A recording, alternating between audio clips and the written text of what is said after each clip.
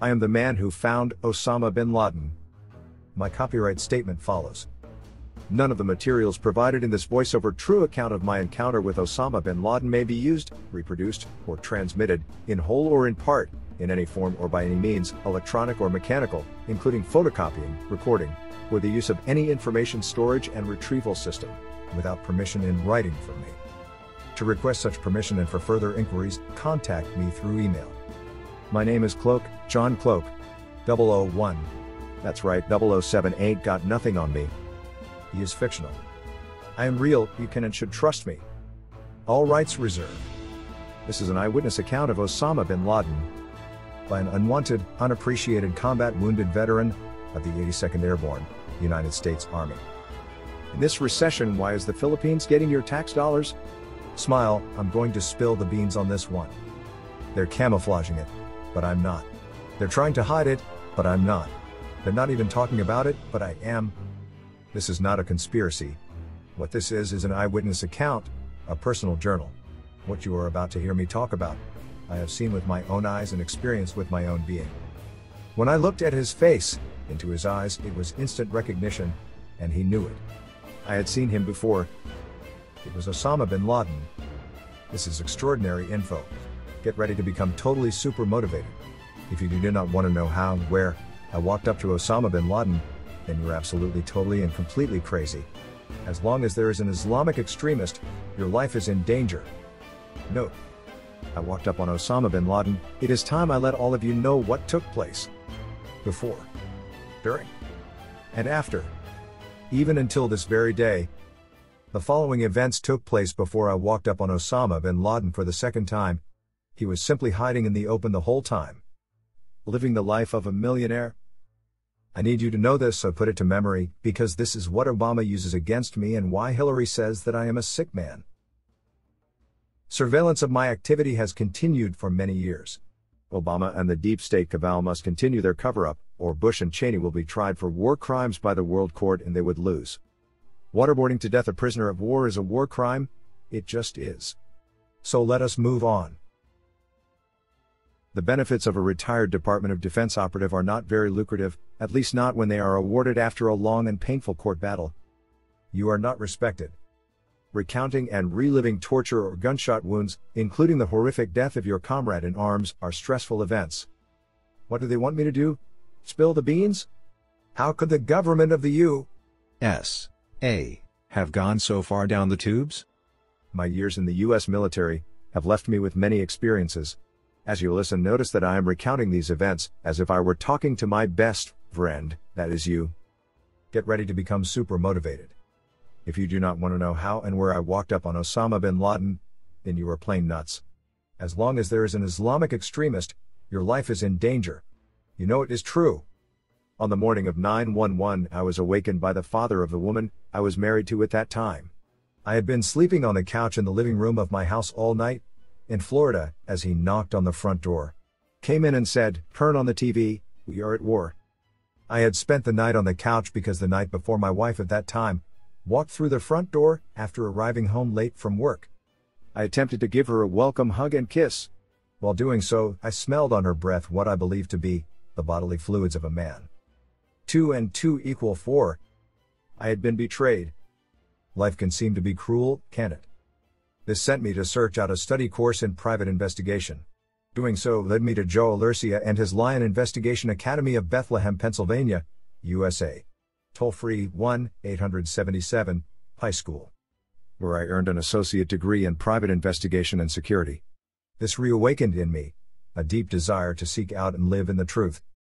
After months and an existential investigation of which crack cocaine and meth were found to be the main cause, it had become painfully obvious that many of my fellow men, black, white, and brown, once they received word of it, was willingly standing in line for their turn with this man's wife. This list includes neighbors, fellow past classmates, strangers, and even members of the local law enforcement offices, lawyers, and judges not excluded. It was not the color of their skin that was to blame. It was simply the content of their character. The FBI confirmed that she not only was hopelessly addicted to crack cocaine but that she was also a borderline personality. I would eventually turn my back on this and walk away. But for the time being, this sent me spiraling into a living hell, for I had been here before after returning from the Gulf War in 1991. This time, my living hell lasted until mid-2003 in the country of Panama.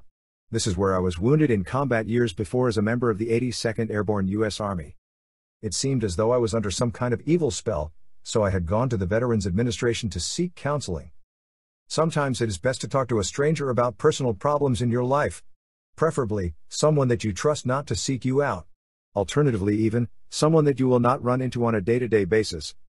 During counseling with a doctorate-holding professional, I mentioned the fact that I had been in the same type of situation after returning from the Gulf War, except this time crack cocaine and meth used by my wife were involved. And the more I had talked about it openly to friends and family, the worse the situation became. At that time, the counselor looked me directly in the eyes and said, "I want to help you. Here's what you have to do. When you see these things happening around you, act like you do not know what is going on. Do not speak about it to anyone. Do not talk to family or friends about it. Only tell the police." Further, in this eyewitness account of Osama bin Laden, you will find that this technique, once again, would help out immensely. This technique worked excellently and eventually helped me to let go of my loved one and move on. The only problem I ran into was the fact that, inside the local sheriff's department, an internal war was underway, to the extent that certain deputies were being played by the women in the drug culture and withholding information from the detectives department. The whole time helping individuals in the local drug culture, as they attempted to find a way to bring me down after they had become knowledgeable about the fact that I was a volunteer undercover informant. A sheriff's deputy and old classmate even went to the extent of, during off-duty hours and in civilian clothing, going around ahead of me, trying to manipulate the situation to where I could be framed. Fortunately for me, my eyes were wide open, and I had found within the sheriff's detectives department an honest man who had, like me, served in the United States Army as an infantry soldier. Although again, the devil had found a way to get at me and make my life a living hell. To break the spell that had befallen me, I freely choose to go back to the country of Panama and face a demon from my past. This long-awaited confrontation benefited me significantly. I have moved on. Please make a note of these subsequent circumstances. If you find yourself answering the phone to hear a person of the same sex as you, asking for a person of the same sex that you are, however, with a strange name, that you are not familiar with, begin your investigation. As it is highly possible, through my first-hand knowledge, that an ill-reputed sex club has been successfully utilizing a coded message system against you, by which they contact members to send a needed message. In this case, to your spouse or partner, although this could be used for anyone in your family. Take the following incident that happened to me, put it to memory, then utilize it to your advantage, friend. Recognize that I was acting as if I did not know what was going on, whilst I had begun to notice that my wife at that time hurriedly set about gaining possession of our phone bill. Once she had control of the phone bill, the necessary payment was made, then it was put into the garbage. While unaccompanied, I went to the garbage looking for the old phone bill. When I had retrieved it, I noticed 29 separate phone numbers that had called my wife's cell phone. She also had called them on many occasions during the week, while she was at work.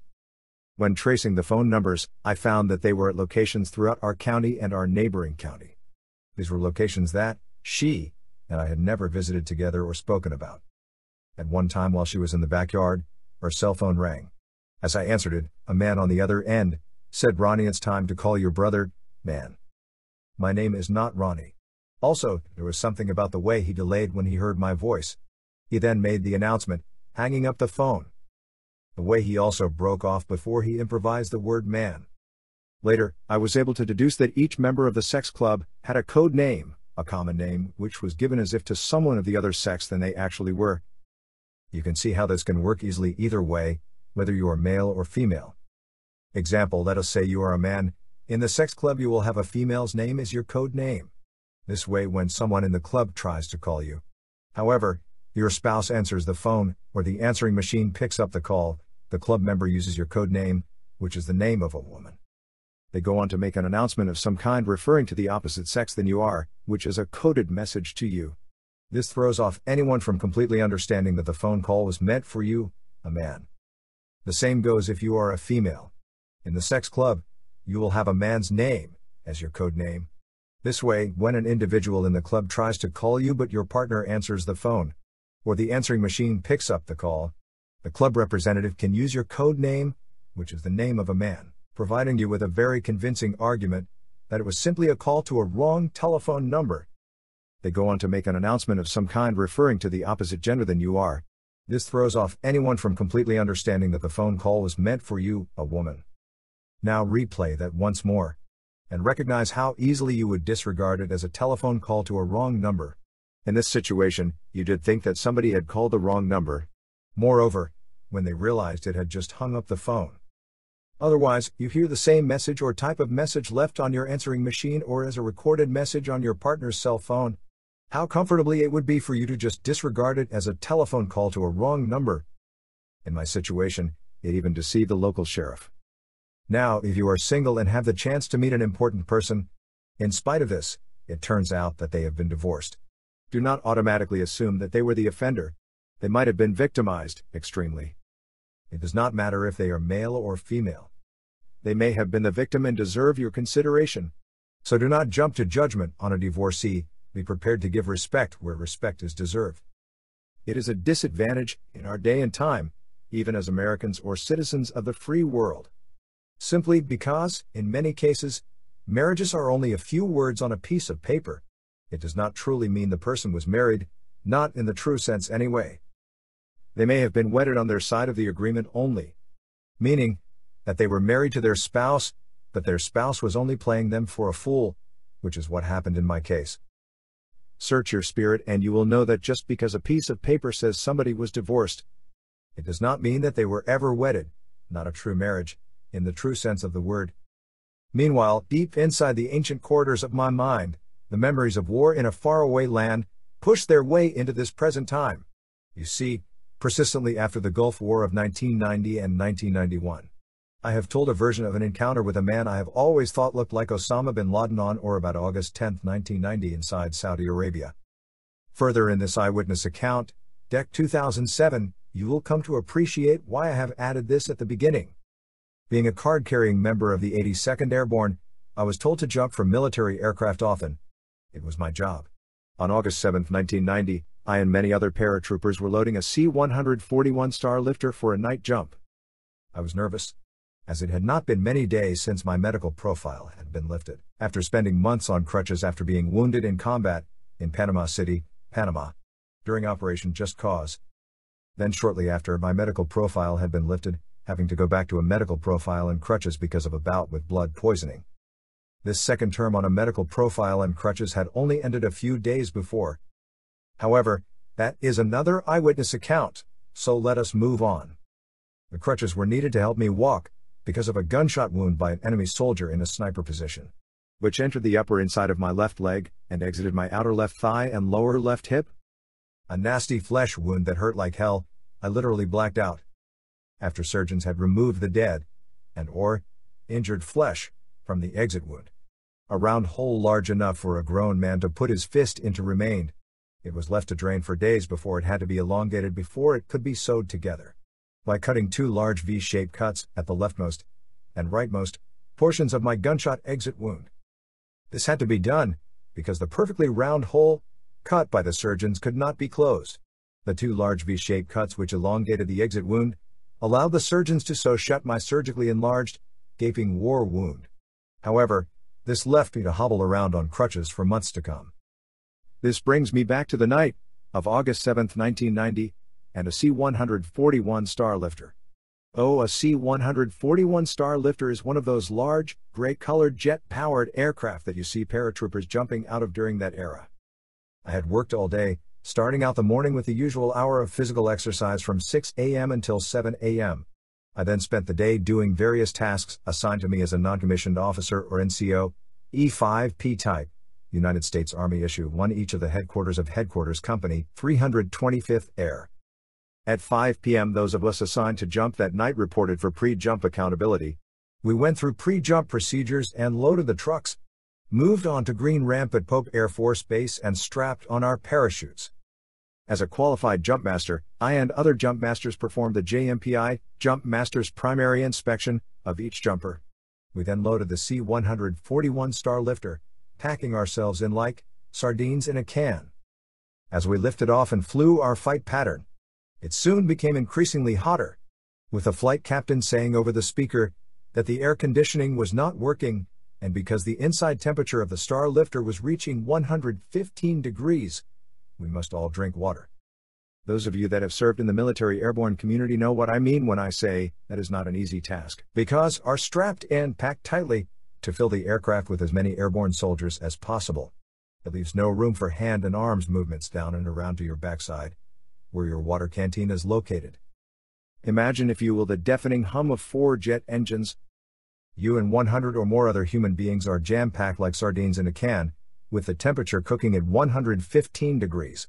On your left side is a professional paratrooper overcome by the elevated temperature, vomiting into a brown paper bag. To your right is a trooper silently praying to his God. Directly across from you is the face of a person you have never seen before. He is turning grayish in color and tears are filling his eyes. To his left and across to your right is a young man passed out, head leaning toward the front as if sound asleep. To his right across from you on the left is an unfortunate soul, with one of the load crew members of the aircraft standing on top of his chest. Since there is nowhere to walk except on top of us, he carries a small paper cup of water. To the professional paratrooper, vomiting into a brown paper bag, next to you. Now imagine the fresh hot odor of the vomit, as it enters your nose, cascading along with your senses, overwhelming your DNA, with the need to violently vomit all over yourself. You taste it. It is about to blow, now you are there. After an hour and a half of this, the jump master calls out 3 minutes as loud as he can. You realize that you might live. You reach to the buckle of the strap that holds you down. You yearn to stand up, but know that each parachutist must wait until the person next to them stands up first. Starting with the trooper nearest the door on your side of the aircraft. Then moving closer and closer to you. You wait for your turn anxiously, hoping the opening of the door will send a blast of fresh cool air to your lungs. You strain forward, for a glance toward the door. You see figures of men, they lean toward each other and shake their heads from side to side, saying no. Over the speaker, the flight crew informs everyone that the door on your side of the aircraft will not open. They will circle around for another approach to the drop zone, while the load crew works to release the door. After the third pass, the door is still not open. The loudspeaker calls out in the fight captain's voice and says that the jump has been canceled, and you are being returned to Pope Air Force Base for parachute turn-in. Arrival in 1 hour. After the parachute turn-in, I drove home and arrived at 23:30 hours. I had just taken off my boots when the phone rang. The voice at the other end said, "Sergeant. Full muster alert. Report to the arms room. Draw your gear. Prepare for immediate deployment. Time of call out 2200 hours." As I hung up the phone, I already knew that 2 hours was all the time allowed. After notification to report for duty before you are subject to the Uniform Code of Military Justice and prosecuted. Looking at the wall clock, it is 23:35 hours. I was notified an hour and a half after my unit's notification. I have just 25 minutes to put my boots back on, kiss the wife, hug my little baby boy, Bubby, and make the 30-minute drive to my unit's arms room. Draw my weapon and don my equipment. With tires squealing and emergency flashers blinking, I did just that and arrived in Saudi Arabia at 1300 hours on August 9, 1990, with 9 other paratroopers from my unit. The rest would be landing later because they were held over in Spain while refueling. Did your eyes just open widely? They should have. 2 and 2 equal 4. Those in charge of the scheduled jump knew we were going to be called out way back before the time to open the door of the C-141 Star Lifter. The air conditioner not working was a lie. In reality, it was a test to see how many of us would pass out from the heat. Does the CIA come to mind? Enough of us had obviously passed the test. That explains the many times an unmarked black helicopter landed at the brigade headquarters building of the 325th Airborne Infantry Regiment. Stepping out of the C-141 Star Lifter into the hot afternoon air of Saudi Arabia was like stepping into a hot oven, preheated, and set to cook at 130 degrees. No clouds, no shade, on a concrete runway many miles from even a lonely camel. We were quickly loaded onto a small bus and then driven through the desert to a makeshift Arabian tent compound. We were told to stay there while we waited for the rest of our unit to arrive. Later that day, all night long, the buses were stopping. American soldiers were getting off, walking up to a tent, with everyone taking off their BDU shirts. The 130 degrees in the sun did not cool quickly after the sun went down. In fact, the temperature never lowered more than a few degrees all night. Around 3 p.m. on the afternoon of August 10, 1990, overwhelmed by a sense of professionalism, I walked over to a concrete wall at the edge of the makeshift Arabian tent city. Finding an opening, I walked through. There before me was a 3-story building. Much like a motel, the type you see on the side of a highway or a school, with walkways in front, along the whole front side of the building. There in the center divider, was a walkway to the back, with no people in sight. Walking over to the right front side of the building, I checked a door, then another. They were unlocked, with completely empty rooms, not even a chair. Totally void of any sign that someone had ever occupied the rooms throughout the entire building. As I continued to walk toward the end of the building, I came to the stairs, then walked to the second floor. Opening each door and looking in, I felt as though this must be where we were going to be housed or where our command center would be located. As I came toward the center of the building, I opened a door, to find it surprising that it had a wall just inside. I walked further in and around the wall. It was a shower room. Large enough for a football team to shower after a long game.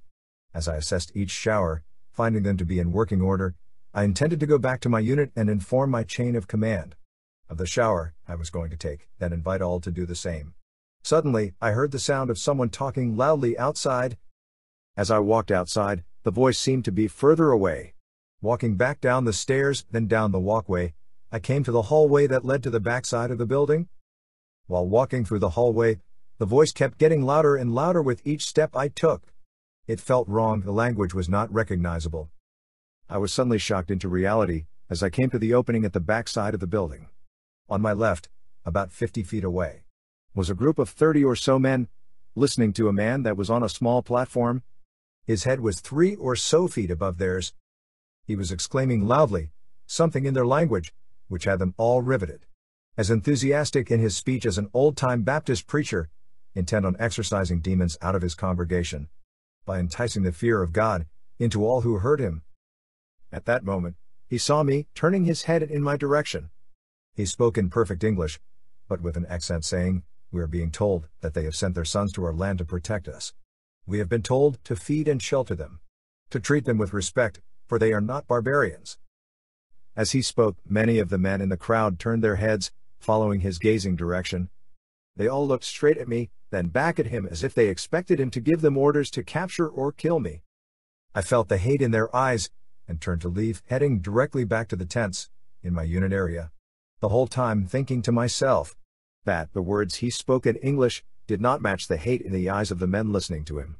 Nor their actions, he must be saying something different to them, in their language. Once back at my unit, I located my chain of command, informed them of the showers and the crowd of men behind the building. Even the speech that they were being spoken to about, by a man that looked like Osama bin Laden. I was ordered not to return to the area, and not to speak of it to anyone. The man speaking to that crowd was Osama bin Laden. 2 and 2 do equal 4. This man has been protected by the King of Saudi Arabia, for a long time. A day later, all of us that had been there since the first day, was now out of our 3 days' worth of MREs. That was packed in our backpacks.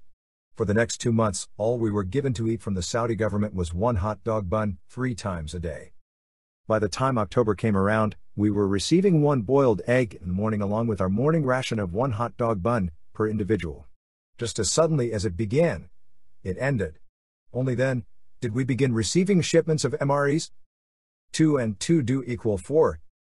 Although we were there, to protect them with our very own lives, they hated us to the extent of wanting to see us dead.